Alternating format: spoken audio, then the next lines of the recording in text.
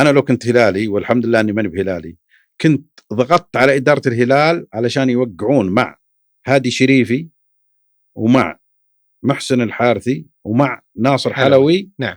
ووديهم لأي نادي، لأنك لأخذت الثلاث الدفاع ذولي النصر يهبط، ما عنده لعيبة. طيب وش القصة؟ القصة أنه الأمير سعد بن فيصل تكلم مع منصور البلوي وقال منصور البلوي خلاص الموضوع عندي وأنا بكلف سعود الصرامي ينهي الموضوع.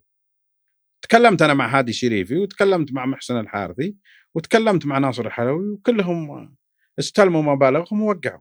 يعني بعبارة أخرى أنقذ النصر من الهبوط. يعني لو تم يعني لو تم خروج اللاعبين، يعني مثلا الهلال كان قوي مع انهم ترى الاثنين هذول كانوا دوليين، كانوا في المنتخب. يعني طيب يعني نقول فضل الله ثم منصور بلوي بقاء النصر ما هبط. لا طبعا فضل كبير يعني، لانه الامير سعد بن فيصل اصلا ما استمر. وين رجالات النصر وقتها؟ كان قلت لك صراعات صراعات وفيه امور ما تقدر تتكلم عنها، لان في صراعات كل واحد تارك. طيب خليني اسالك عن يعني مثلا ابراهيم ماطر. ابراهيم ماطر كان احسن لاعب في النصر، صحيح، كان بيروح الهلال. وش كان النظام ذاك الوقت؟